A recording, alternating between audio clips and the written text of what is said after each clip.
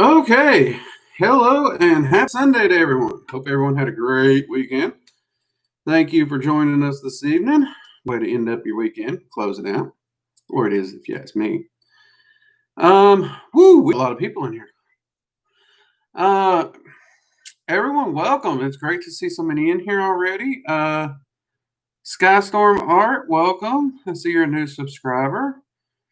Yeah, we in these streams, I usually especially Magical Coffee Hour. It's a little bit more chaotic and loose, but I answer questions. We just try to have a good time, close out the weekend on a high note, hopefully.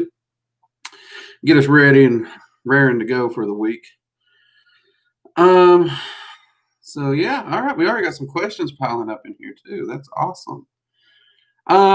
Real quick before I forget, we do have the super chat. So if you have a really important question, I don't miss it due to the fact that everything's just flying through here. By all means, please do use the super chat to make sure it flags it and flashes it up real big on the screen so my dumb hind end don't miss it. Or if you just want to donate to the channel and the cause and getting this information out to all the seekers, you can also do that with the stickers. With that, let's get on with this. I got my coffee. I hope you guys got your coffee and snacks ready. Oh, that's good. All right. So let's see what we got in here.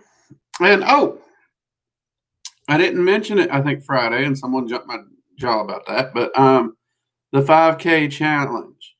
We are sitting at 3,800 and I want to say 60 something subscribers. So we are closing in on that 5K relatively quickly, but time is drastically running out. And because of that, if you want to hit the 5K, make sure you're sharing the videos, make sure you're sharing the channel, tearing on your friends, getting them to subscribe. Because again, if we hit that 5K, my wife gets to dress me however she wants to dress me, do my makeup, whatever she wants to do. And you all have given her a lot of ideals. And all I can say is, I thought y'all were my friends, but clearly my embarrassment means more. That's okay. I get that. But Halloween is coming up quickly, and the morning of November 1st, when I wake up and flip it on, if we have 5K or more, she gets to dress me up. Under 5K, no bueno. I don't have to embarrass myself. So, we got a bunch of people in here tonight. Welcome, Ryan. Good to see you. Halloween, good to see you. Patricia, good to see you. Roses. Jade, good to see you as well. It is a madhouse in here tonight. I like it. Luna, good to see you. Okay, so I did see this question before I logged in here. Halloween asked, magical exercises besides grounding to deal with anxiety. Work is really doing it to me this week. Yeah, that is a tricky one. It really is. And grounding can get you far, but it's not always enough, especially at work.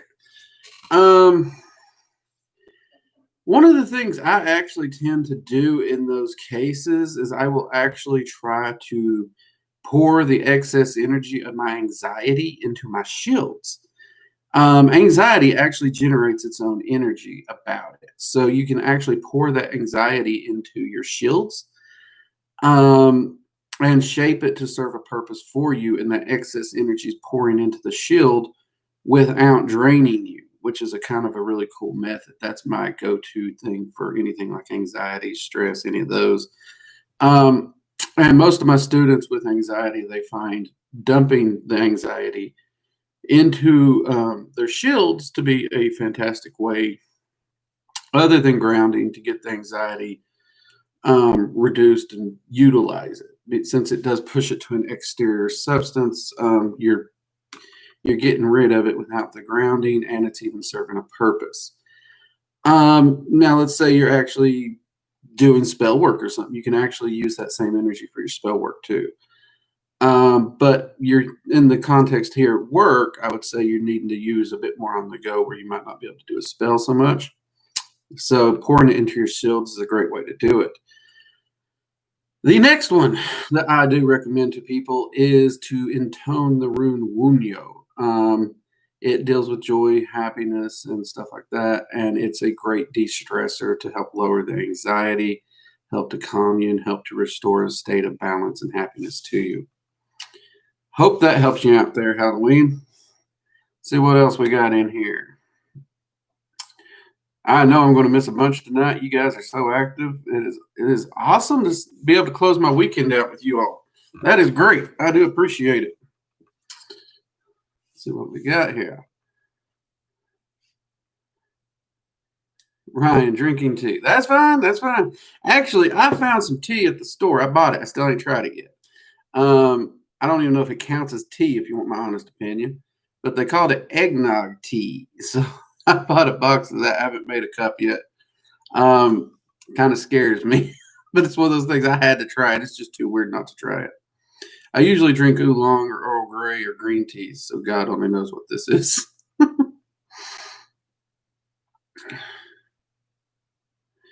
Giovanna, ginger tea is good. That stuff is good.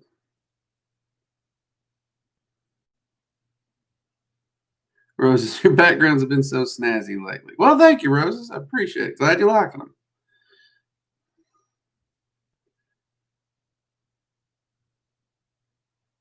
Skystorm says, I'm a new subscriber. Your videos are so helpful. Well, thank you. I'm glad you're enjoying the channel, and thank you for your support and subscribing, man.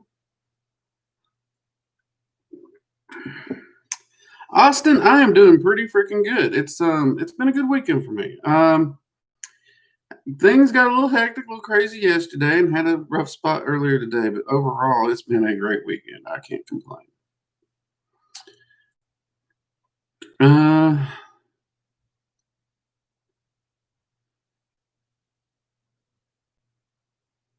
See, Leonard Nagel. Do sigils dedicated to dragons really work with that energy? Are you saying if you create a sigil to work with dragons for some, would they work with the draconic energy that you've created the sigil for? If that's the case, then the answer is yes. Dragons can utilize any symbolism that we want to. It is best in general to get sigils directly tied to a specific dragon, which is something we go over in the Dragon Magic 101 course. But for example, if you pop over to the Terrafana video, which is the draconic ruler of the earth dragons, she has given a stand-in sigil that can be shared. And I do believe we included it in that video as well. And it's a stand-in sigil. You should actually get a custom sigil from her. But it is a stand-in sigil. And yes, it will actually work with that draconic energy. Totally. As well as sigil you create. So one example I've used before is I've met people who work with runes or even Theban alphabets. And you can actually take a sigil with the intent of doing dragon magic or even connecting with one of the rulers. And you can build a sigil out of that using normal sigil magic methods, and it will still work and attune with the dragon's energies. Let's see, Elizabeth Silver, good evening to you too. And Elizabeth Hartwick, good evening. We got a lot of Elizabeths in here. And Magic Malango, welcome.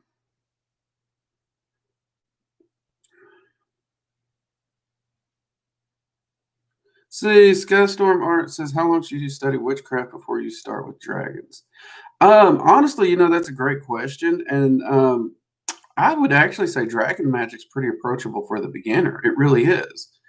In fact, the Dragon Magic 101 course that we posted on the school, if you're a beginner to magic, that is perfectly doable. The only things that I would recommend you get a solid handle on before you pursue it would be meditation, grounding, some shielding, and yeah, that's really it. If you have those three things, and you got a reasonable handle on those three things, you could go ahead and jump right into that course, no problem, as a new witch. Which all those things are covered in the Magical Basics playlist. And then from there, I would start working on like your Astral Sanctum and stuff like that. Dragon magic is pretty approachable within that first tier of dragon magic for a beginner practitioner.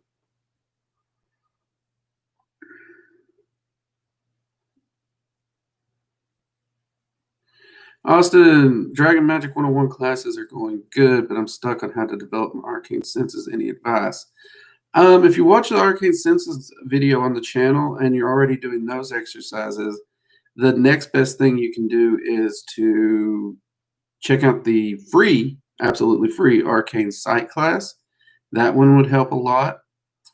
Also work more with your Arcane Sanctum that's mentioned in the Dragon Magic 101 course, because working with that will actually engage all your arcane senses.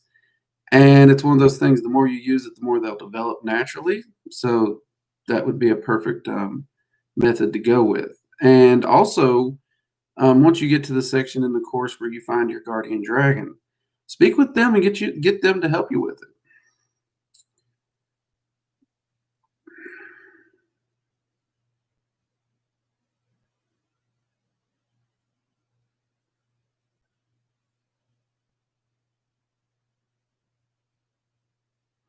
Let's see, Ryan, how come during the day I can see my dragons better when I close my eyes than having them open? Normally I can only see my dragons at night. Your eyes are getting in the way. Your arcane senses don't actually function off your physical senses. And your arcane senses haven't developed enough to coincide with your physical senses. So the fact that you can see perfectly fine with your physical eyes is actually impeding your arcane sight. That's the reason at night it's easier to see them. Your eyes are actually slightly obscured, and therefore your arcane sight's picking up the difference there. In time, they should overlap very well.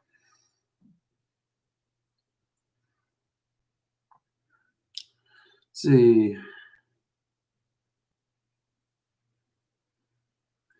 Patricia, have I ever worked with a dragon that goes by the name Merlin? Actually, I've worked with about 30 of them.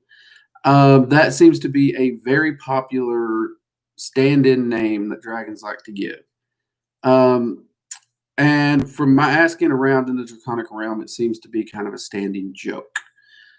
Because we humans, we love our Merlin. Doesn't matter who, what, where, when. We love Merlin. And that's understandable. I mean, look at him throughout literature. No matter what the source, somehow or another, he pops up as a prominent character, and he's just always been kind of one of those myths and legends that we love. So I totally understand that, and they understand that his name is synonymous with magic and wisdom and understanding amongst the human race. So they do tend to use that name a lot as a stand-in name. Let's see. The Dragon Magic 101 course can be found at the online school. Just go to workingdragonmystic.com and you'll see a tab at the top that says courses, and it'll take you to the three courses that we currently have live on the school, which is a meditation for beginners course, an arcane sight course that's free, and the Dragon Magic 101 course. Let's see. You guys really brought the questions tonight. I like this. I like this.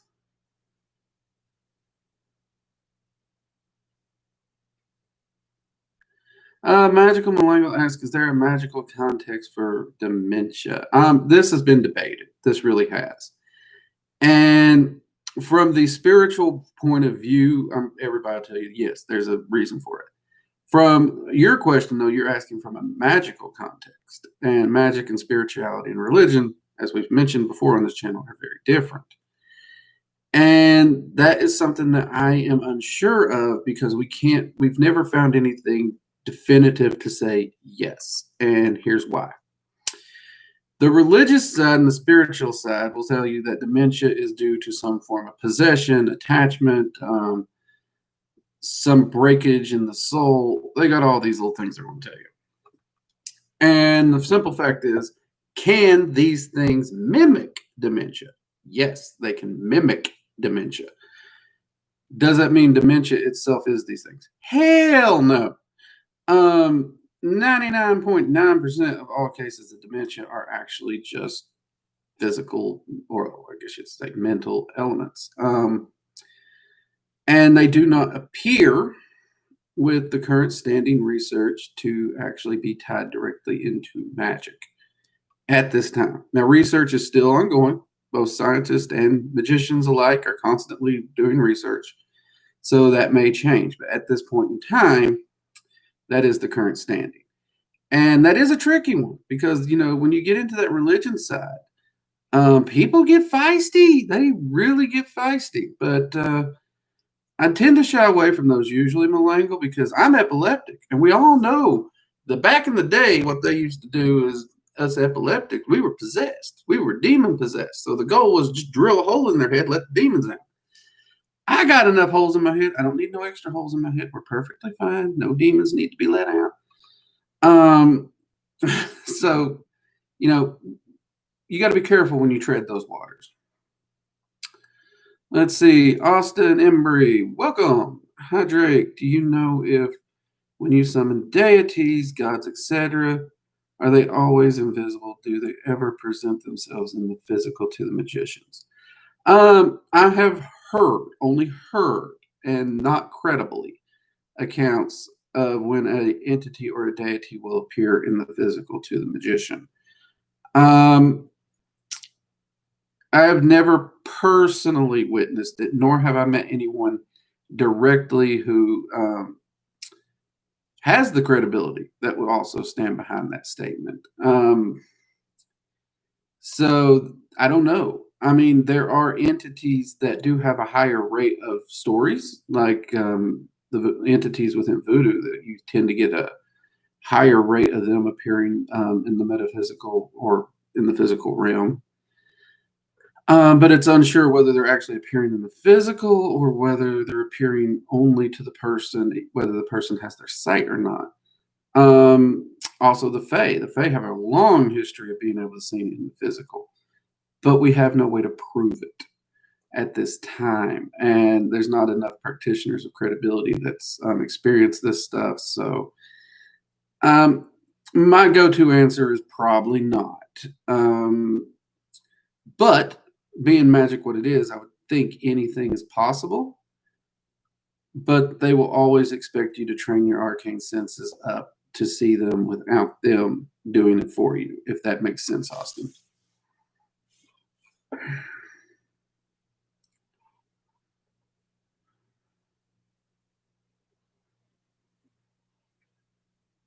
There should be a link to the school right below the video. It should be there. We've had so many technical difficulties the last week, who knows? But it should be there.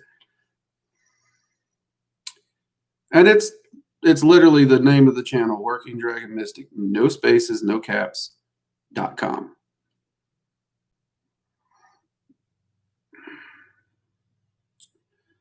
Also, how do you know if you are communicating with them directly other than just requesting their presence as suggested in your summoning beings video? Most entities, if you're using their name and you're using a few symbolisms and you're using a calling that ties into them, if you can come up with 3 things that ties to them, you're going to get them. And if an entity answers, it will be them. That's the reason you want to get at least 3 things. So, like for Odin, obviously the name Odin, duh. You can also refer to him as Allfather, the one-eyed wanderer. So in his hailing rites, one of the things the literal hailing I use and I teach my students is Hail Odin, Allfather, Wise One, One-Eyed Wanderer, King of the Azir, Lord of Valhalla. That is 6 callings that specify Odin. So I know for a fact that when I call Odin, it's Odin. So if you can come up with a calling that has at least 3 lines in it, and you've done your research on the entity and you can think of the name and at least 2 associations, you're going to get that entity.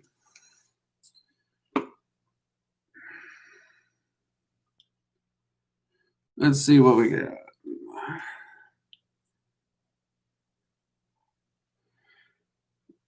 But that's a good question, Austin. Thank you for asking it, by the way. That is a good question.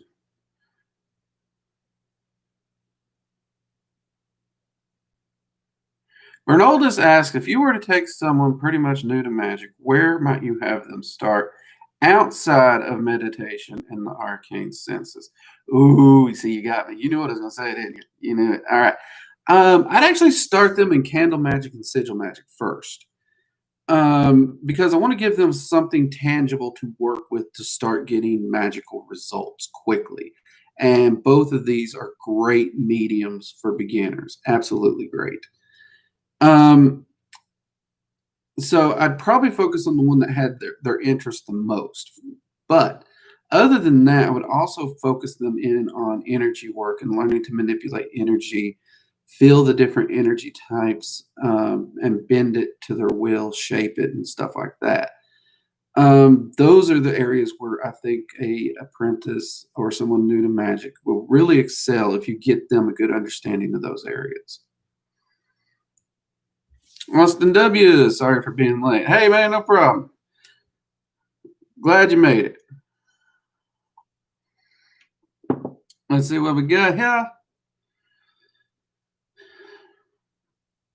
Well, see, Halloween got that. Shielding and grounding and moving energy. Yeah, shielding is actually a good one, too. I can't believe I forgot that one. That is actually a good one, Halloween.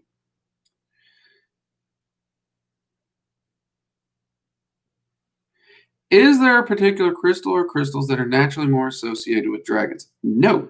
Dragons love shinies, and they love energy. So crystals and stones in general, they just love them.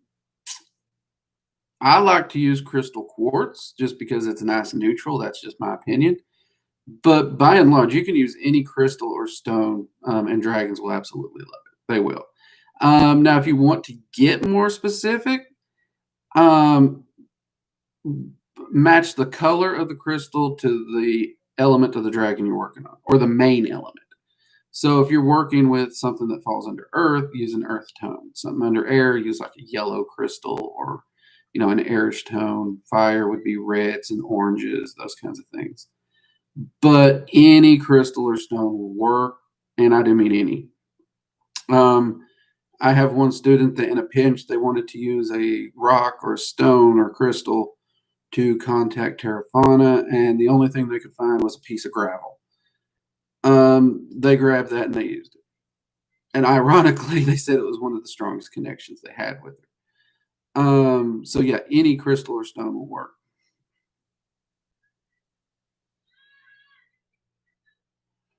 Let's see.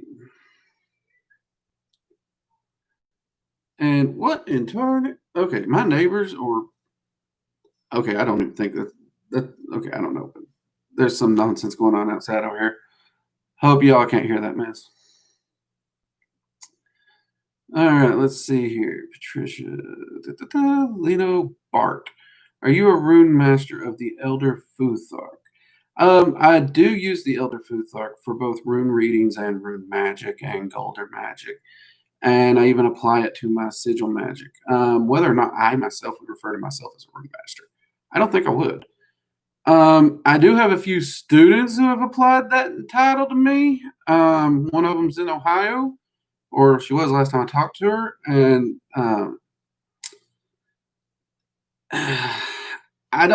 not a big on master titles. I'm a big believer in we're constantly learning. We're never a master. We're always learning, always growing. So people have used that to me. I do not use it for me. But I have studied the Elder Futhark for 15 plus years now. So I don't think I wouldn't be comfortable applying it to myself. But there are some who's applied it to me, and I don't know. You watch anytime we get talking about titles, I get I get wonky. I'm just Drake. That's who I am. Let's see.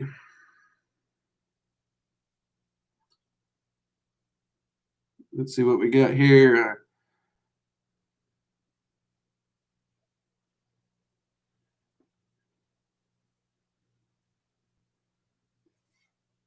Yeah, Halloween. Odin, the one-eyed wanderer. Odin does indeed have one eye. He's often been recalled one eye or old one eye, but he's also been referred to as the Wanderer, the Grey Wanderer. In fact, Tolkien himself actually built Gandalf the Grey off the character of Odin as the Grey Wanderer. And One-Eyed Wanderer was one of the titles that is given to Odin. So, yeah.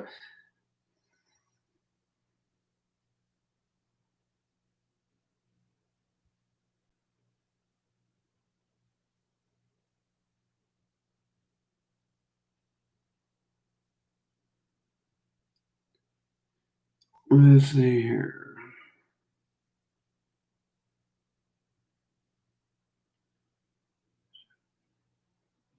Ooh, okay, it jumped.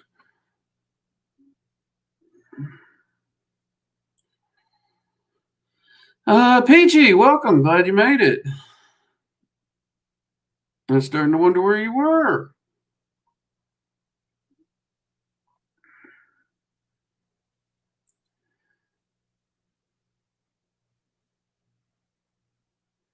Let's see about magic for new magicians. And we got Ann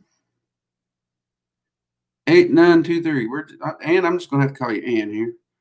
Hi Drake, does it make sense to do a version of the lesser banishing pentagram with elemental rulers of the dragons on top the ritual of the flame?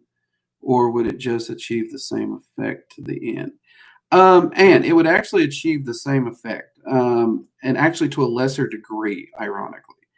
Many of my Patreon members are aware of this, actually. I shared a ritual in there that me and a ceremonial magician, both working together, tinkered with and came up with about 12 years ago. And it's essentially the Draconic lesser banishing ritual of the pentagram, where we did exactly that. We actually changed out the pentagram for the dragon's eye. We changed out the names of God for the 4 draconic elements. So you actually start with the draconic cross instead of the names of God doing when you call in the original cross section there.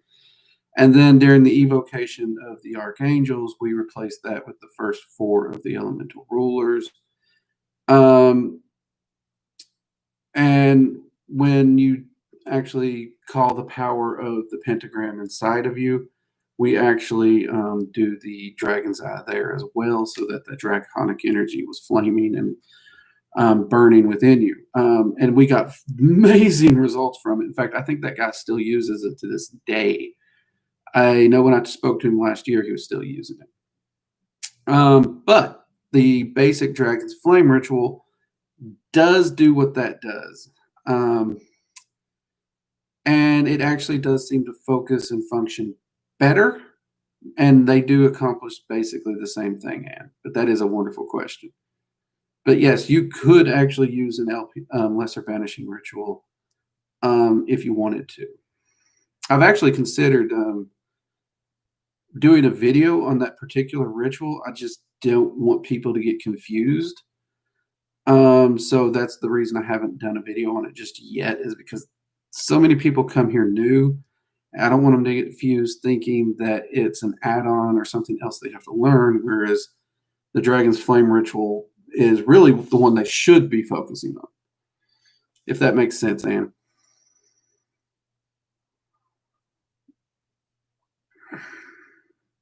Oh, we jumped again.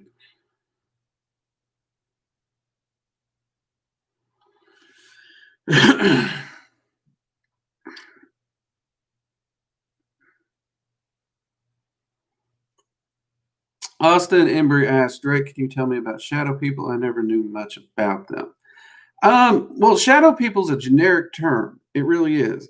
When we talk about shadow people, we're talking about dark, shadowy silhouettes that we may be seeing out the corner of our eyes, or in some cases, even looking head on, that look like some manifestation of possibly a spirit or something that has no tangible features or anything. It's just like a black mass shaped like a humanoid in most cases.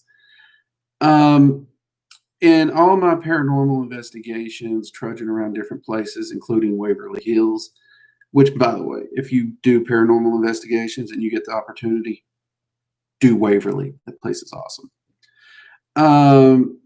And I've spent a lot of time in Louisiana checking out a lot of their hot spots and all throughout the South at battlefields and stuff. My conclusion, as well as many other colleagues of mine, is that what we call shadow people is essentially multitudes of entities that are approaching close to the veil and manifesting in a way where we are seeing their shadowy silhouette, but it's not necessarily one specific type of entity. So it could be multitudes of different types of entities. So to actually nail down traits and characteristics of this as a shadow person becomes practically impossible. I do know a magician who's been doing more research into shadow people behavior, sightings, and whatnot. And he's trying to narrow it down a bit more. I'll give him a call this week if I can get a hold of him. Hopefully, he's still got the same number, actually. It's been a while since I spoke with him. But I will try and get a hold of him this week and see if I can't find out if he's dug up anything more specific, and I'll try and share that with you. Perhaps next week during Research and Ramblings or Magical Coffee Hour, Austin, if you remember to ask me. Or if you're here. I might even remember to say it myself, and hopefully you're here to be here when I say it. Let's see here. Or you can join the Discord and just catch me over there, and once I get a hold of him, I can let you know in the Discord as well. Elizabeth Silver, are you planning to do a live ritual on Halloween Eve? Actually, no, I hadn't planned it. That is an interesting thought, though. Because my camera I use for filming does not link up with the live stream. Right now, I'm basically using a laptop sitting here on the shelf of my desk. It does my live streaming for me. So I would have to plan the ritual in a way that I could get it to function somewhere in this area, which I could do. I could probably do it because I could actually set my altar up here on the desk itself, or not altar, my workspace. So I got all my tools here. It wouldn't be a flashy one. It would not be a flashy one, but I could do a live ritual with y'all if y'all wanted to do that. Tell you what, if that's something y'all's interested in, drop me a comment below. Let me know that you'd like to do that, participate in that during a live stream. And tell you what, if I can get, let's say 20, I'll see about working out the logistics of that for y'all. Because that does sound like a lot of fun. And I think an ancestor ritual would really work good there. I really do. And if you have an idea for what type of ritual you'd like, I'm leaning toward ancestor if we do this. So drop that in the comment too. All right?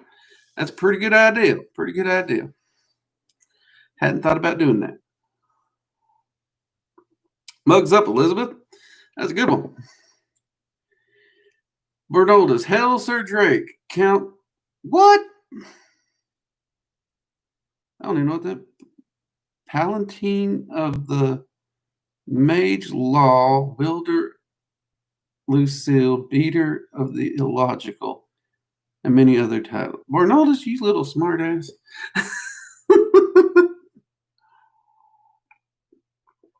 Oh, Lord.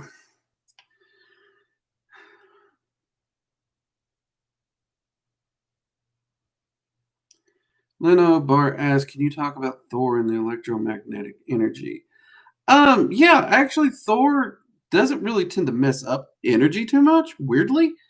Now, it is true, if you get him to start working with thunder and lightning and whatnot, there does tend to be some of a disturbance if you have anything within your circle or working area during that. But by and large, he's usually pretty good about not messing with your electronics, which really did surprise me.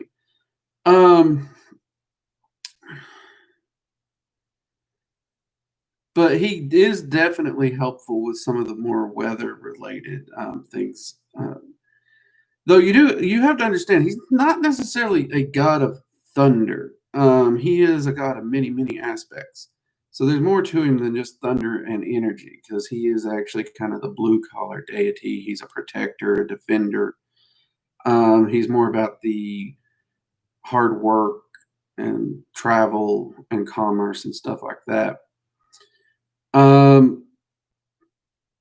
Actually, I'm trying to remember a place in the Edis where he actually does summon thunder at all.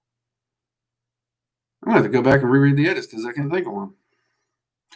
I know there's a place where he hits something and they describe it as cracking like thunder, but that's not quite the same.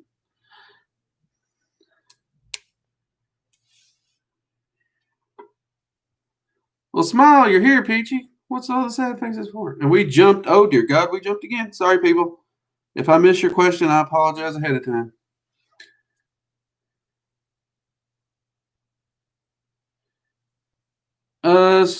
Skystorm R asks, is it okay if I go through and watch all your videos? Absolutely. In fact, one thing I think it's Luna or Malango, might be both of them, in Discord often recommend is to sit down, watch, and take notes. And make notations of videos you want to go back and rewatch more for a practical application. So yeah, by all means, go ahead and binge watch through them. Plenty of people's done it. I myself tend to watch through playlists before I go back and start testing and stuff. Even with path workings, I tend to read the whole book before I actually jump into it. Let's see.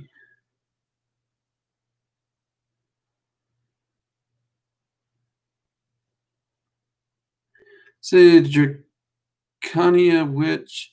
I can step into dragon shape pretty easily in out-of-body experiences. Could that indicate that I have a dragon soul, or is that impossible? Well, that's a contended point. Some people will tell you having a draconic soul is impossible. Others will say it's probable. From my understanding, from everything the dragons have taught me and told me, it's my understanding that it's actually impossible because the draconic soul can't be contained within a human vessel. It would essentially kill it long before it ever came to term, much less grows up. But those who do have an affinity for dragons, it is actually pretty easy for them to shapeshift once they're on the astral into a draconic form. Very easy, actually. And when you are on the astral, your astral form will follow your will.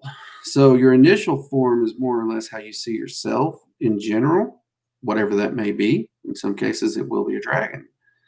But then from there, if you put your focus on to shifting it to any shape, it should just follow right to it.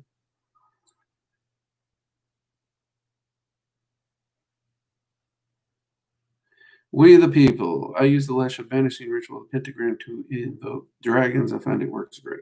Yeah, it will work. It will. Dragons, to the best of my knowledge, work with all energy currents. So the lesser banishing ritual of the Pentagram will work. It uses slightly different energies. Nothing wrong with it, though. Nothing wrong with it at all.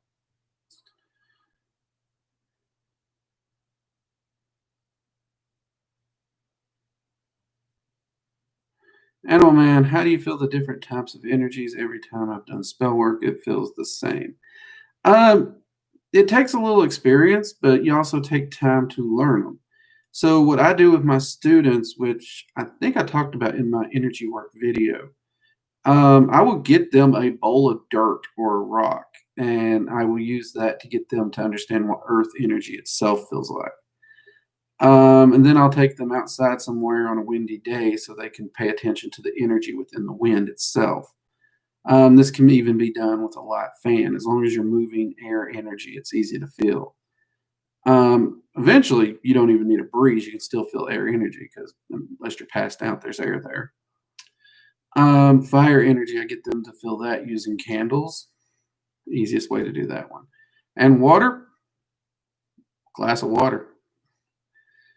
And I get them to work with the energies in each of these objects so that they can actually feel the difference between them and they can identify them. And that's really the best way to do it, Animal Man. You learn the way the energy feels and how it vibrates and even how it looks with your arcane sight.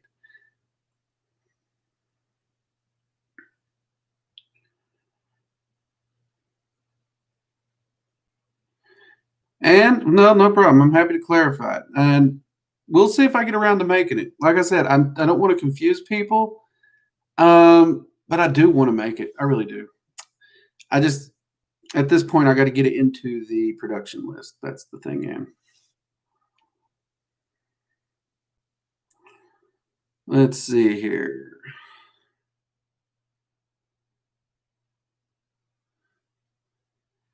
Okay, it jumped again. A live ritual.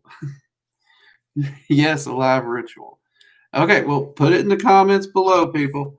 I'm seeing a lot of people definitely are kind of keen on the live rituals. I'll warn y'all, I'm a pretty bare bones guy. I'm not a flashy guy when it comes to rituals. So you might be disappointed. I can do it. I can do it. But then again, maybe it'd be nice to see just how simple you can keep it. So yeah. Like I said, drop the comments. We'll see about getting that done.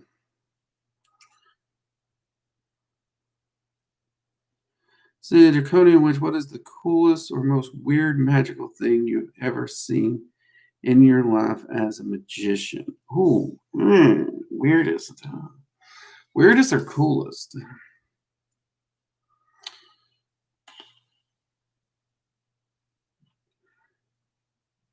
Okay, I'm going to put 3 things as the coolest because it's essentially the same phenomenon. And that is where the energy being channeled through a ritual or spell working caused something that I myself personally would have deemed impossible. One was in case it was water. It literally caught fire. It was flammable. We even checked the water lines to see if something had gotten into the water. And another is 2 stabs, the actual finish on both stabs. One of them just turned to like a powdered ash. No heat that we could tell. No one's hand got burned because it was being held the whole time. And when it was tapped on the floor at the end, once it was realized what happened, the ash just fell off. And the other, the finish on it, which was more of a heavy stain, like an ebony stain, it actually bubbled and burned. Again, not burning the person's hand. So those would definitely be what I would label the coolest. And to this day, I have no explanation for it at all. I constantly look back at all those events trying to figure out how the hey any of that happened. But I don't. I have no concept of how that happened. So for me, those things that I've seen in the tangible and the reality happen and I can't figure out, those kinds of manifestations definitely rank up there as the coolest for me.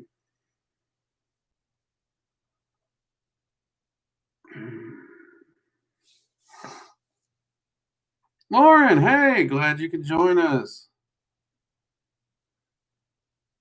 I think we'll skip the group Astro meetup. We do have a lot of beginners here who might not be able to participate in that. Young Lion, a ritual to evoke a Zazel. That old goat gets so much attention. Everybody loves him.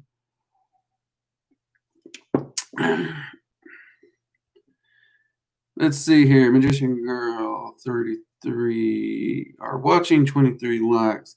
Oh, yeah. Okay. We got 34 now, 25 likes. So come on, people, smash that like button. Let YouTube know you like the channel and what we're doing.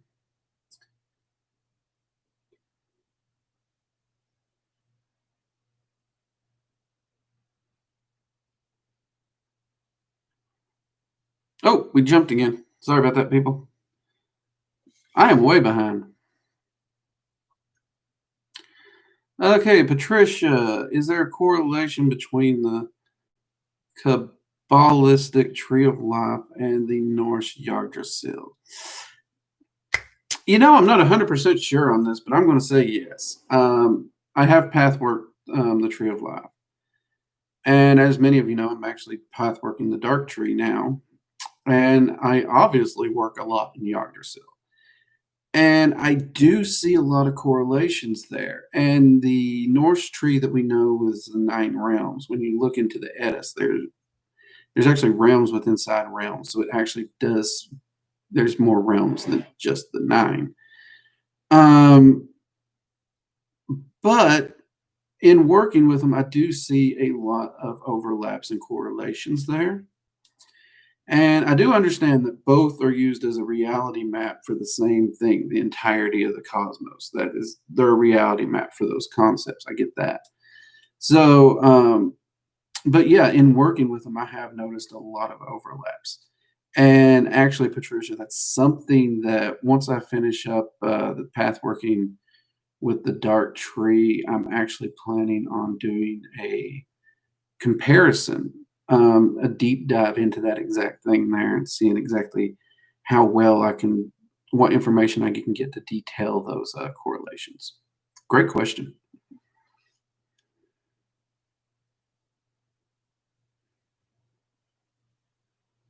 Austin and Embry asked, do you think working with gods of war is different than working with other gods and goddesses? Eh, hmm. In my experience, not so much. I mean, when you look at the Norse pantheon, practically every one of them is a god of war because that's just that's the mindset of the people. Even the healers, they're essentially battle healers. But then you do have deities and other pantheons and whatnots that definitely are not so much gods of war. But,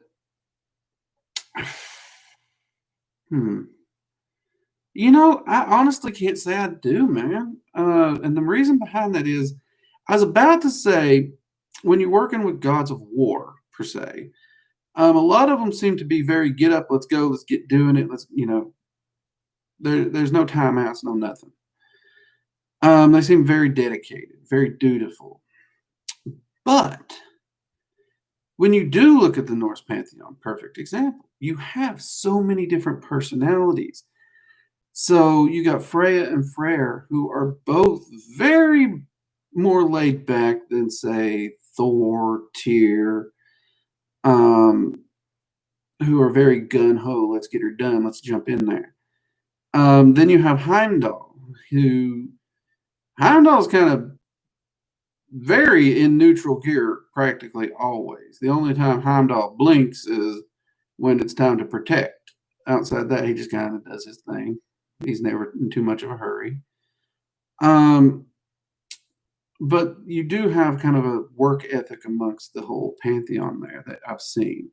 But then you have Odin. And Odin can shift between just sitting around thinking to get up and go real quick. So he kind of shifts between them. But you see this in other pantheons too. So, for example, Hades. Hades is very much you deal with your business. Whatever your business is, you deal with it. You don't leave it lingering, you deal with it. Even if it's going to take you 10 years to deal with it, you should actively be dealing with it. So he does kind of have that.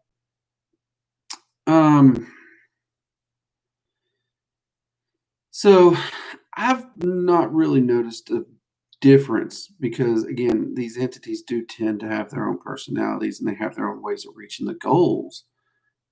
But yeah, I've not really noticed a major difference, Austin. I mean, I can even say Raphael, the divine healer, archangel. I mean, he's not necessarily a deity in most people's eyes, but he's still got his get up and go.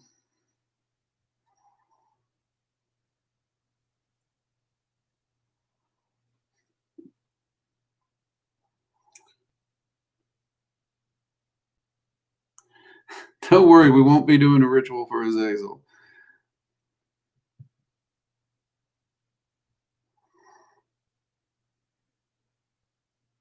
Let's see, Archangel Michael. I love that name, man. Welcome, by the way. You have any tips for shadow work for beginners and how to get started? The best advice I can give you, Archangel Michael, is to check out the shadow work video here on this channel. We talk about ways to start doing shadow work for a beginner and distilling it down and working through it. And we cover it in detail with exercises and stuff. So I'd check that out, man.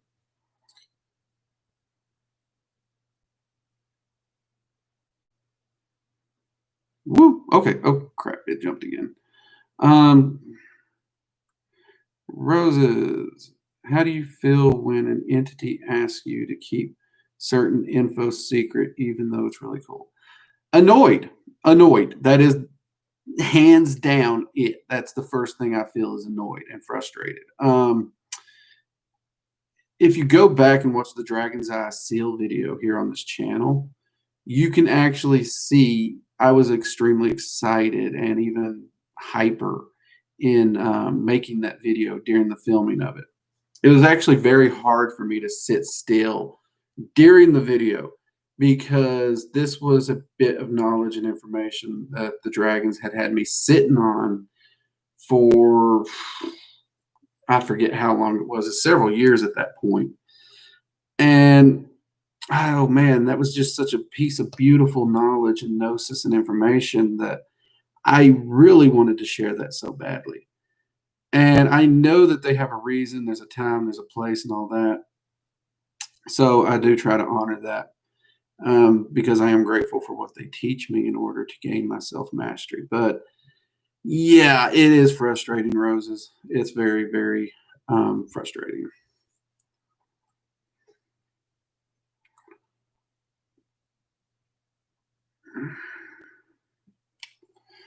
Let's see what we get.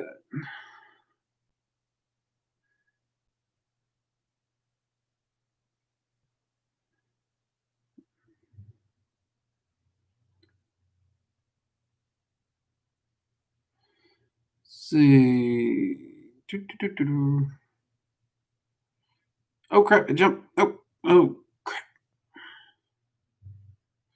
See, and yes, more on Azazel and the Goetia would be fantastic. Pretty please with a cherry on top.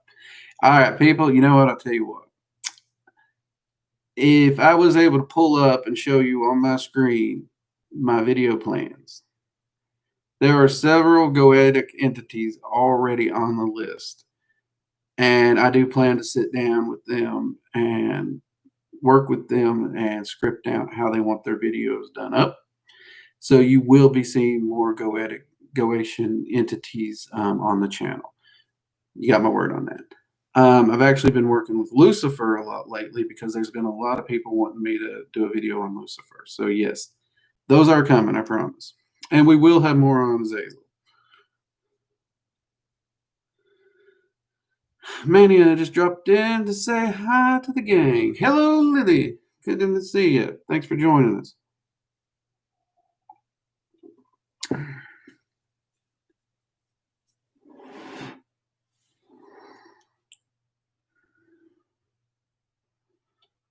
Oh, I think it just jumped to the bottom here. Woo, look at that. All right. Archangel Michael, thank you. Watch that video. Yeah, definitely check it out, man. Drop me a comment on there too. Let me know what you think of it. Hopefully it helps you out a lot. Shadow work is so very important. So I am glad to see more people actually looking into it. And I need a refill on the coffee, people. Here we are with a magical coffee hour. And the crazy mage is running out of coffee. We can't be having that. I don't know. Let's see what we get. See, Patricia, I love your content, by the way. I really like the Dragon Magic classes, and all of your videos are great. Oh, thank you, Patricia. Mugs up to you. That is sweet. That made my weekend. Thank you much on that one, Cher. See, the binary bull. How long did it take for you to be able to hear and so converse orally with any spirit/entities? And do you have any tips on building this ability? I've answered this a few times, and it's kind of tricky for me because I'm not sure my arcane senses ever really shut off. My brain's always been going 100 miles a minute. I've had a few magicians even theorize that might be because I'm epileptic. They don't know. There's no way to prove that. That's just their half-baked theory. A few of those guys, by the way, their cornbread ain't done in the middle, so we won't be trusting them. But once I actually did start to fully focus on magic and whatnot, it probably took me a good month or two to really get my arcane senses functioning at a level that I was happy with. For most of my magical career, I actually relied on trance work and journey work to do most of my contact and communications. As far as tips, we do have a video here on the arcane senses. In that video, we talk about each of the individual arcane senses and give exercises to help you develop them. These are all exercises I used myself personally, and I still use them with my students.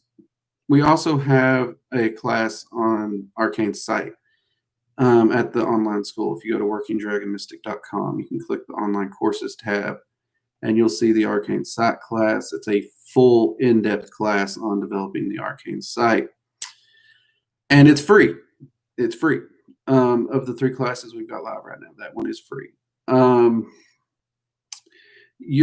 Outside those 2 things, your big one would be to check out the Arcane Sanctum video on the channel and build that. Get your Arcane Sanctum set up. Because anytime you're in your Arcane Sanctum, you're automatically engaging with all of your arcane senses. So you're naturally developing those. Outside that, reach out to an entity and talk. Actually just do it and practice and listen for information and be patient and willing to receive it. It does take work.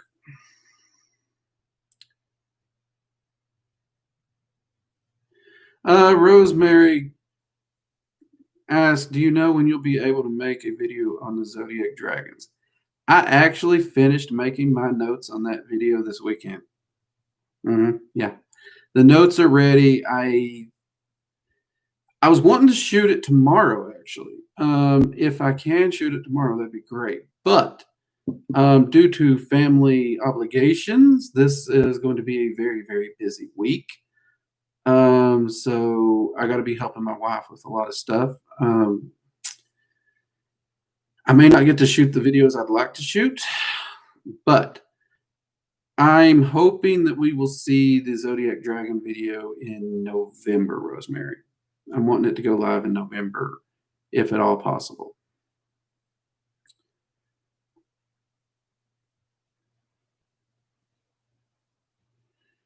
Let's see. Austin, Drake, what do you think it is if it is transparent, as in you can see through it and it looks like a human being straight to the human being's sight? Honestly, Austin, that can be a lot of things, but more often than not, if it looks like a human being, it's transparent. I mean, it has the clothing, the textures, nothing out of place. It's just transparent. It's very possible it is a human spirit of some kind that is manifesting, or perhaps you're piercing the veil without knowing it and seeing through to the other side. Ryan Price, have you ever had an experience, soul travel, that scared you so bad you popped back to your body? And what do you think about black-eyed children, real and myth? Yeah, I've had plenty of soul travel incidents that scared the shit out of me. I did. They sometimes it'll just startle you. Sometimes it's full on terrifying. So I've had plenty of them, too many to list. As to the black-eyed children thing, you know what? I've investigated a lot of cases of this, a lot of claims, and I've never come across a child without a soul. I have come across a child that is just mean. I mean, meaner than a rattlesnake. And cold, just cold. But never one without a soul.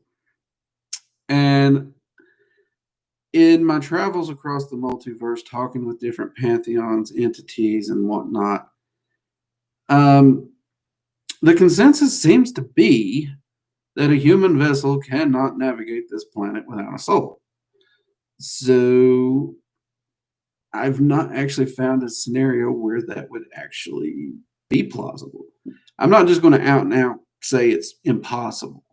I always leave open possibilities, and I continue to do research. I still do research on black-eyed children. But at this time, I've seen nothing to make me think that they are actually a tangible and real occurrence. In fact, quite the opposite, if that makes sense. But I am open to further. I'm going to continue doing research and always reevaluate my findings.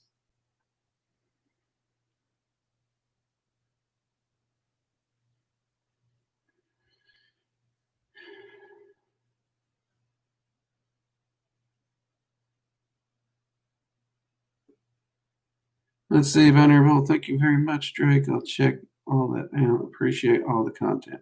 No problem, Binary. I'm glad you joined us, and I'm glad you're enjoying the channel. Appreciate you, man.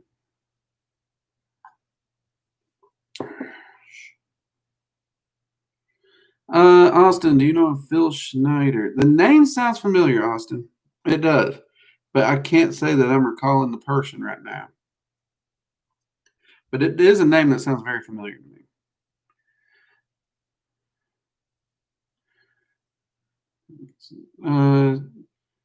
Draconic, which I constantly feel a pressure on my forehead, but I'm only able to see things when I am sleepy. Yeah, it's the sleepiness puts you near a trance state. That's one of the reasons. So I would actually work on your meditation and dropping into a trance state more.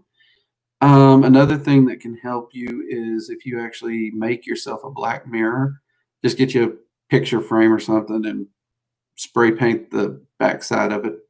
Or actually just go to Goodwill, get you a metal mixing bowl about yay big, pour water in it, boom, instant scrying mirror. And relax your eyes and enter a trance state and stare into that. That will actually also help you to see things when you're not sleepy. And the more you practice with that, the better you'll get.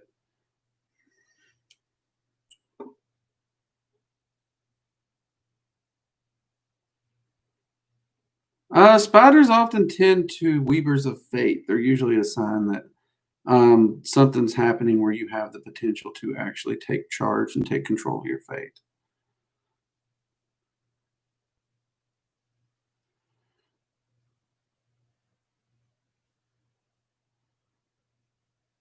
Skystorm Art asks, what does a spiritual awakening feel like?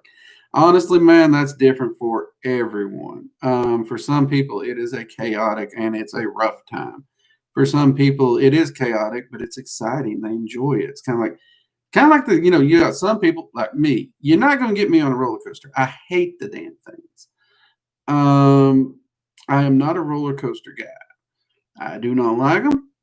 No, sir. Sam, I am. You are not getting me on that thing. But you have people who absolutely love the things. I mean, they love them. And spiritual awakening really is kind of like that. It's a roller coaster of an experience. It's different for everyone. And you got some who love them, some who absolutely just knew it, didn't know. And then some people, they just kind of coast right through it like, it happened. It's really kind of weird. For me, I'll be honest with you. I was going through such a hard time in all aspects of my life. I don't really even remember mine. In fact, that's been discussed between me and other people. When was my spiritual awakening? Was it when I was still in the church? I don't know. Was it when I started studying magic? Don't know, because I was actually pretty functional metaphysically even when I was in the church. So I'm not 100%. I think I missed mine.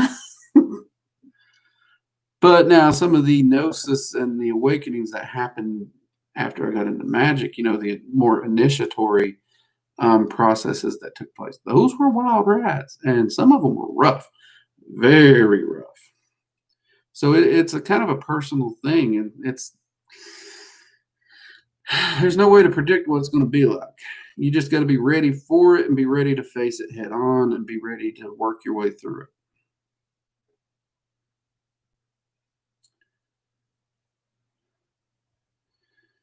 Let's see. We, the people, focus less on identifying the entities and more on the intention of the work you would like to do. Vibrations will attract who and what you need.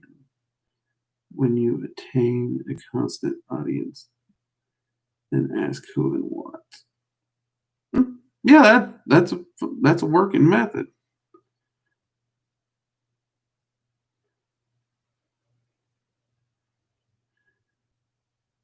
Yeah, you are right with the people. Respect is a big one. Respect is big.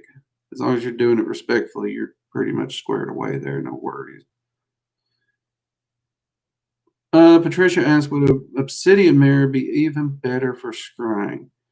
Honestly, most practitioners I've talked to and have tested it find the obsidian mirror to be harder, which we found this fascinating until we realized the generic glass mirrors that you just make with, spray painting it black, they don't ground energy as much, where the obsidian is actually going to ground out the energy. So that actually makes maintaining the scrying a little harder for some people. So I actually would recommend saving the money and just getting a cheap picture frame. I really would, especially for starting out.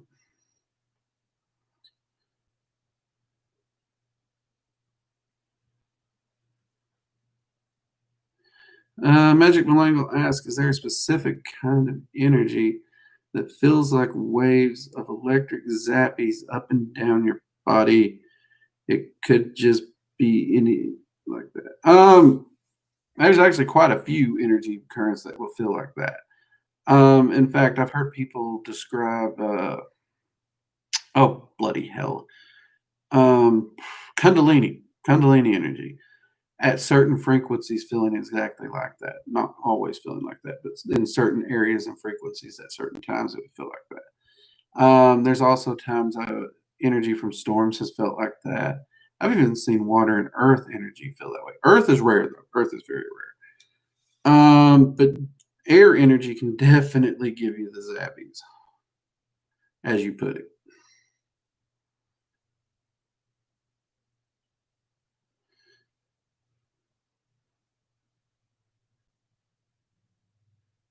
Have I ever worked with poisonous herbs? I heard it works with astral travel. I stay away from poisonous herbs. This is me. I do not recommend working with them unless you are a fully trained herbalist and you know exactly what you're doing. I'd stay away from them. If you're wanting an herb to help with astral travel, get Mugwort Tea and sip on that a little bit before you do it. And make sure you get the food grade Mugwort tea. Don't just buy mugwort that could be molded and make tea out of it. If all you can do is find bulk mugwort and you don't know if it's food grade, you can burn it, you can light it and use it as an incense to achieve the same effect. But I'm not a big proponent of using herbs. Well, not poisonous herbs in that manner.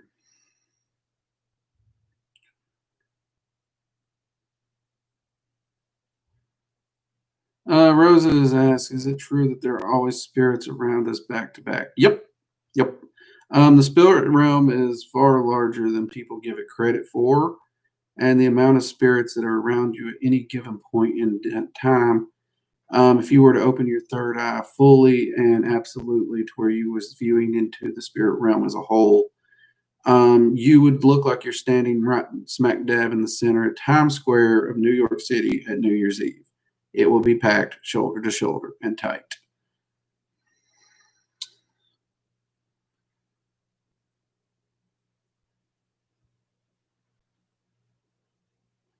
Let's see, Luna, or can you be nuts like me and get a black blanket on your bed and start those? Actually, yeah, you can use black cloth as a scrying surface. You really can.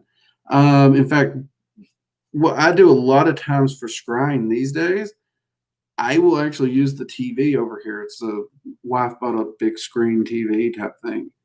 And you turn it off, it's black. It's reflective. it works, and it works really good. Actually, so your phone, if you look, your phone is essentially a black mirror. You could use your phone if you wanted to, or shut your laptop off. You could use those just as well. They function just as well. I know a lot of magicians out there are probably biting their lips and wanting to yell at me, but the simple fact is they do work. And honestly, my students have better success using those than any of the expensive tools that you could buy online or anywhere. And even if you want to use the argument that those tools later in the practice can help you achieve other things, yeah, they could. But when you're learning, it's best to not use those tools because you're building up your own personal skill better.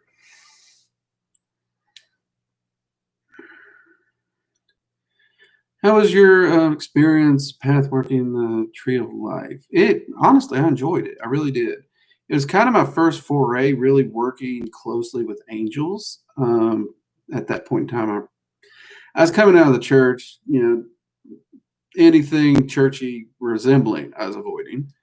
So it was my first time really going back and working with some angels and whatnot. So I actually did enjoy it. And outside just general trance work and working with the dragons, it was also my first time really walking into other realms. So I found it truly a fascinating experience for me on many levels. In fact, I'm actually wanting to go back and do it again from a more experienced point of view to see how it differs.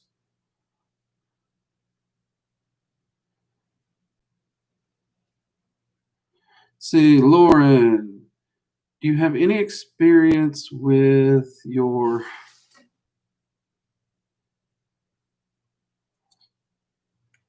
desire? Is that desire? Desire?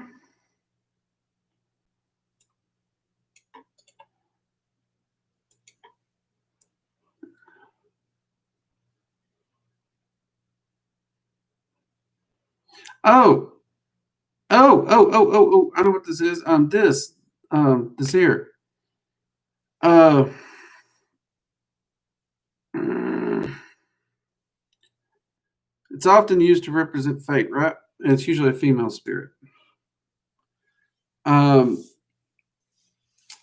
I've encountered a female fate spirit association a few times. Not a lot. The ones I usually work with directly concerning fate are the Norns themselves directly. I have worked a lot with them. Some people separate the Zir from the Norns. Some people actually say the Zir are the Norns. So depending on which camp you're in, you can say, yes, I've had experience, or no, I haven't had experience. Because, like I said, most of my work with fate and everything has gone through the Norns or with Freya during seed working.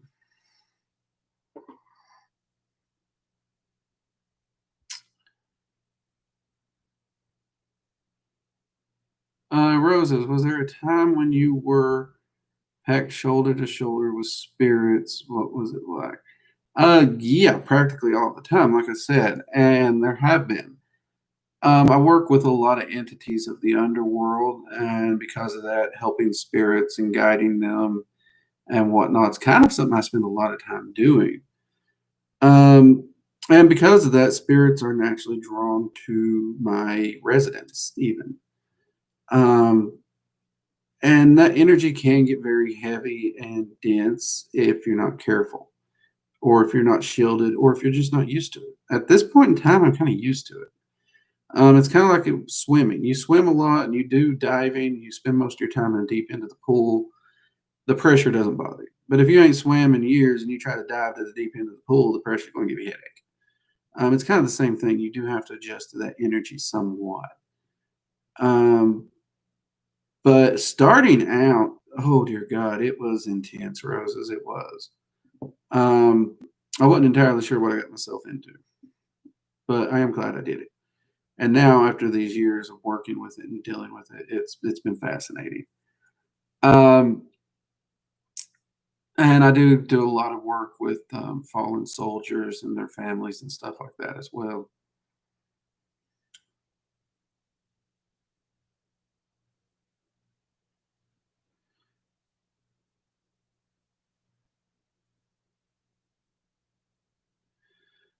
See, I got one of those books I had mentioned a few weeks ago, and they mentioned Desire.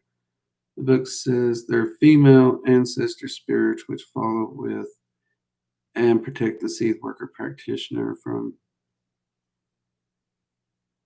but primarily females. Oh, okay. So yeah, okay. So you're using okay. So now we actually got the context in the way you're using the word. Okay, cool.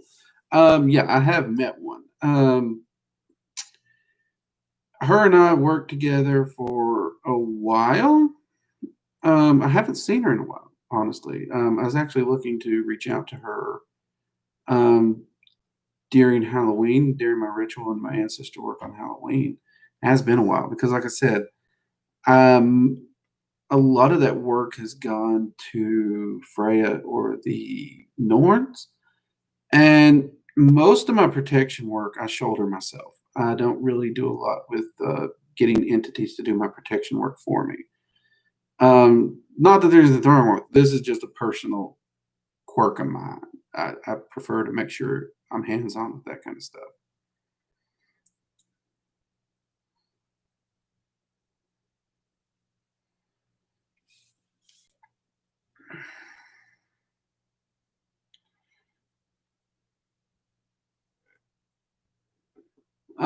Benjamin, I think it might be my imagination, but I thought I was talking with a dragon. You might have been. It's possible. It is possible. I mean, as We Are the People mentions, dragons have lost a lot of trust in humans. They do tend to take things very serious, but they do also tend to reach out and extend olive branches to try and get a feel for who we are as a person. And it also gives them a chance to look in to the hearts of the person and take their measure.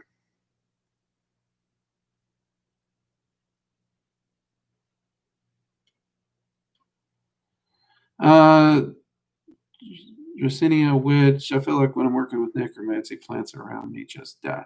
That is potentially possible. It is. It depends on how you handle those energies.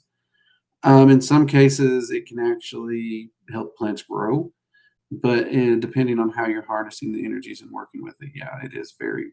It's actually more likely that it's going to cause an ill effect to the plants.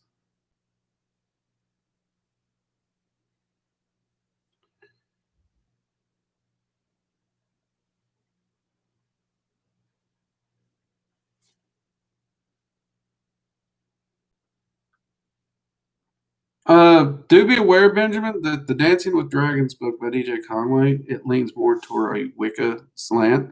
Some people do find it a bit fluffier, but it is the book I started with, so it is functional. Just do be aware of that. Some people buy the book and then they're not too happy with it, but I do think it's a solid book. I don't think Conway took her work as far as she should have, but I am glad she done what she done. Started the dragon started sharing the information of the dragons with us. Animal Man asks, are there entities that could destroy the universe? Easily, yes. I'd actually put the at least the top three of the high draconic rulers in that category. They could easily do that, especially Zergaroth. Zergaroth could easily do that.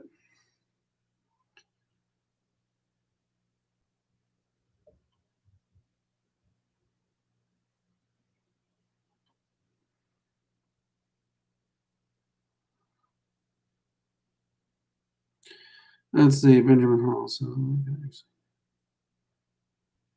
Flames, and I tried to meditate, but I don't think it was my dragon because I was talking to myself in my mind this whole time, but I didn't realize it. Benjamin, check out the guided meditation for finding your guardian dragon. The ritual of the flame itself is just a ritual. It's not actually the process of finding your guardian dragon. It's just the ritual that precedes. the actual process. And sometimes when an entity is contacting you, it may feel like you're talking to yourself. It may very well feel like that at first. So be aware of that.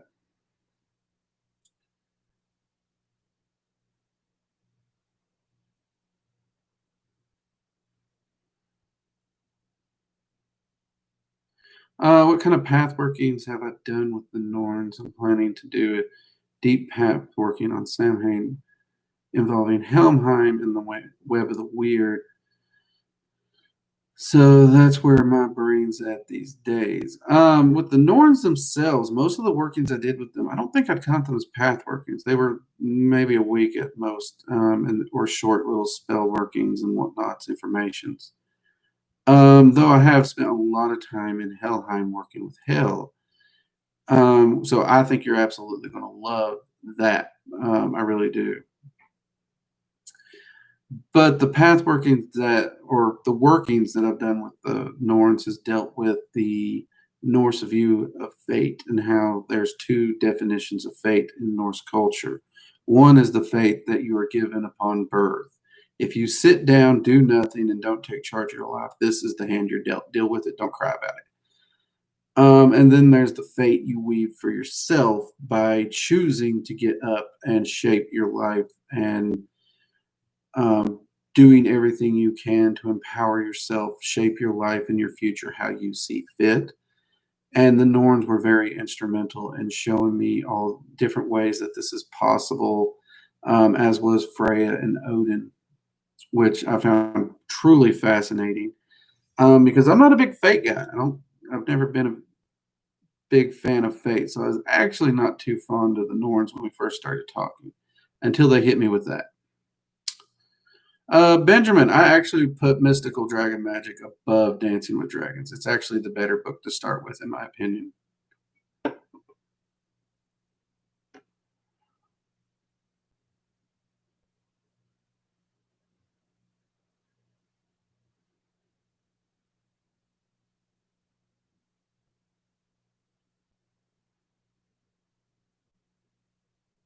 Oh yeah, We the People. There's not. I mean, everyone's got their own style. That's what I mean. Hell, if it wasn't for those books, I never would have found my path. So I love them. I'm actually blessed that I got to chat and share some of my research with Conway before she passed. She's actually one of the ones who encouraged me to push forward and share what I had found. So, yeah, hats off to her, definitely. Let's cheers, Conway.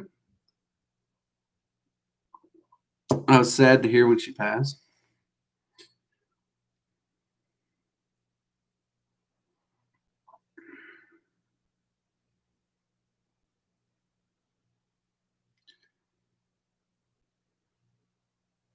Actually, I was looking over, and it's Magical Coffee Hour, and we're at an hour and 22. You guys have been asking me a lot of questions. I lost track of time. So we're actually getting ready to wind up here, people. Y'all have been great tonight. You really have. Lots of great questions. So real quick, we do have a video coming out Tuesday. As y'all know, we always releasing a video on Tuesdays. This video is actually going to be the first video in the rune class that we are putting on the YouTube channel. Instead of doing the rune class and putting it on the school, we're going to try the experiment of uploading all the lessons into a playlist here on YouTube. And that way you can work through the lessons here on YouTube free of charge. And hopefully this will work out. Hopefully. It is an experiment, so we're going to see. Now, the video coming out Tuesday, that's going to say Introduction to the Rune Class, which it is. It's an introduction. We're going to be talking about in that video all the different things that we're going to try and cover in the Rune Class and all that. But we're also going to give you a list of stuff that you should be looking into to get for the class and, some general ideas of what you can do to get started. So it is an important video. And hopefully, this method of doing classes will work, which means I can put more of these classes into playlists like this and reserve the spots on the school for classes that I just cannot fit into a YouTube format. So everyone out there, please cross your fingers, your toes, your eyes, whatever you got to cross, and let's hope this experiment works because the runes are so much fun and so awesome. And I'd love this playlist to work as intended so that you all can just enjoy the class. We will be posting the lessons periodically. So every lesson will be uploaded every few weeks or so.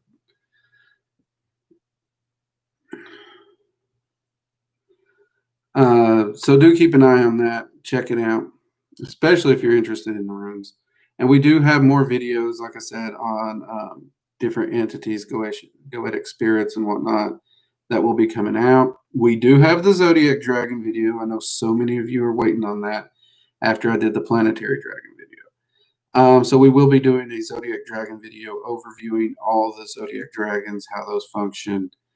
And we are still planning to do deep dives on these individual dragons and working with them. But again, that's a massive amount of videos. So you got to have some patience with me here. I got a lot going on.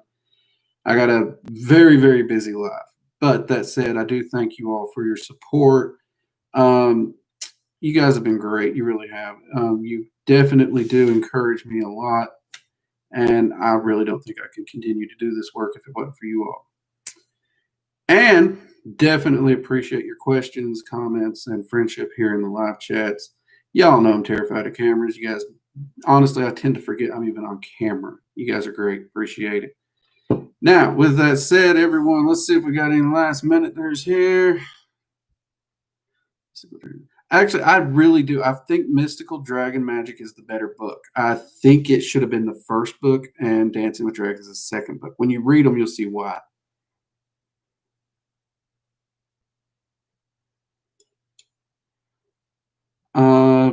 Thank you, we the people. Appreciate it much. All right, everyone. I'm going to hop off here. I got some more work I got to get into tonight. Going to be a long night for me. You all have a wonderful evening and a great week. Let's all hit this week, kick some ass, take some names, make some progress. And I'll see you next time. Take it easy.